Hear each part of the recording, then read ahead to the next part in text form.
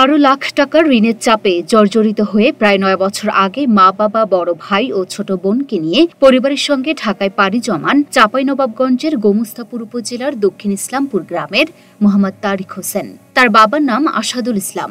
তার বাবা ও বড় ভাই ব্যাটারি চালিত রিকশা চালাতেন আর তারিক কাঠমিস্ত্রির কাজ করতেন। ওয়ালটনের পণ্য কিনে জিতে নিতে পারেন নগদ 20 লক্ষ টাকা। Double million offer! Walton fridge কিনে পেতে পারেন 20 লক্ষ টাকা। রয়েছে কোটি কোটি টাকার নিশ্চিত উপহার। গত 5 আগস্টের আগে প্রায় 11 লাখ টাকা ঋণ পরিশোধ করে নতুন করে স্বপ্ন বুনতে থাকে তারিকের পরিবার, কিন্তু সেই স্বপ্ন অধরাই রয়ে গেল। পতিত শেখ হাসিনা সরকারের পতনের দিন অর্থাৎ 5 আগস্ট সন্ধ্যায় ঢাকার শেরেবাংলা থানার সামনে তারিক হোসেনের পেটে 4টি ও হাতে 1টি গুলি লাগে। 4 দিন আইসিইউতে ভর্তি থেকে মারা যান তিনি। পরে 10 আগস্ট তারিকের মরদেহ নিয়ে এসে গ্রামের বাড়ির গোরস্থানে দাফন করে তার পরিবার। নিহত তারিক হোসেনের গ্রামের বাড়িতে গিয়ে দেখা যায় মহানন্দা নদীর ধার ঘিরে ঘাস জমিতে বসবাস করছেন তারা। ছেলের কথা বলতে গিয়ে বারবার কেঁদে ফেলছেন তারিকের মা, আর ছেলে হারিয়ে তারিকের বাবা যেন বাকরুদ্ধ হয়ে পড়েছেন। ছেড়ে চলে যাবো তো দেনা পানি ছিল, একটা ফ্যামিলি মিলে এক জায়গাতে হনু কথাবার্তা হয়ে রাতে থানা চলে ঢাকায় যে ঋণ কিছু কিছু দিতে লাগে, দিতে কাঠমিস্ত্রির কাজে প্রথমে শুনু হালকা বেতন 1600 টাকা মাস। আস্তে আস্তে আস্তে আস্তে ও বাড়ে, হারা 2-8টা রিক্সা চালা বাড়ি চালাই, কিছু দেনা দিই, কিছু এটা দিই ওটা দিই। অর্য কত স্বপ্ন ছিল তো আল্লাহ ছাড়া কেউ আর ওইখানে দেখা ই নাই। বেটি বউহীন কেলা ভাবছে, কেলা ভাবছে, আবার তুমি অসুস্থ মেডিকেল লে যত দায়িত্ব আর ওই এক কথা পারলাম।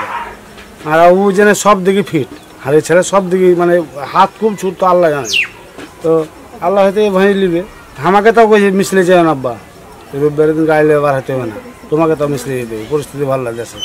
কত বড় সুন্দর সুন্দর ছেলে আমার চাপা দেখতে দিতে একে হঠাৎই হবে এই হিসেবে ছেলে গেছে। এখন আল্লাহ যেটা করার, আল্লাহ যেটুকু হয়েছে, যে ভাগে গেছে যেটা মাধ্যম হয় সেটা পাবো, যা করা করবে। মিছিলে যে আমার ছেলে গুলি খাওয়ার পরে তো আমাকে একজন বলছে যে তোমার ছেলে গুলি খেয়েছে। আমার ছেলে যেমনই গুলি খেয়েছে তেমনি মেডিকেলে ভর্তি করেছে। যেমনই ভর্তি করে তেমন আমি যেমনই শুনেছি তেমনি চলে গেছি মেডিকেলে যেয়ে দেখছি আমার ছেলে বেডে পড়ে আছে, মুখ দিয়ে ভুম করে উঠছে। বৃহস্পতিবারের দিনও আমাকে ডেকেছে আগেবেলা, মা আগে কিছু খাতে দাও, মা আগে পানি দাও। যেমন পানি দিতে জিভাটা এখানে লেগে গেছে কামড়ে যাই, বারবার যাই কিন্তু ঘুমাই, দেখতে আর পাই না, আর মুখ কান্ডা খালি ঘুমাই।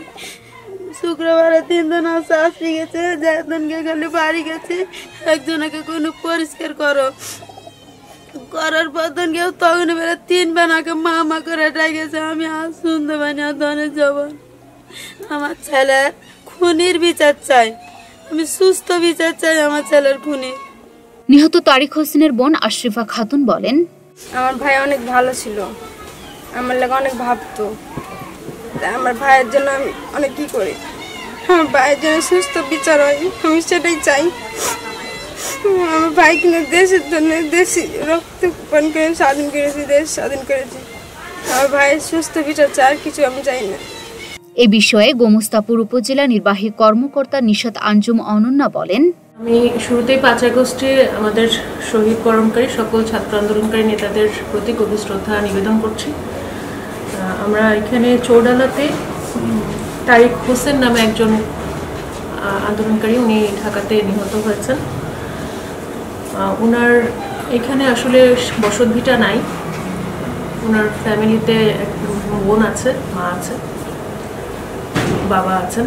তো তাদের বসতভিটার জন্য আমরা সরকারিভাবে 4 শতক জায়গা একটা খাস জমি বন্দোবস্ত দেওয়ার প্রস্তাব করেছি। এটা ডিসি স্যার অনুমোদন করলে ওনাদের আশা করি যে মাথা গোজার একটা ঠাঁই সেটা আমরা করতে পারবো। আর তারিখ স্মরণে এখানে চৌডালাতে একটি তারিখ চত্বর করা হয়েছে।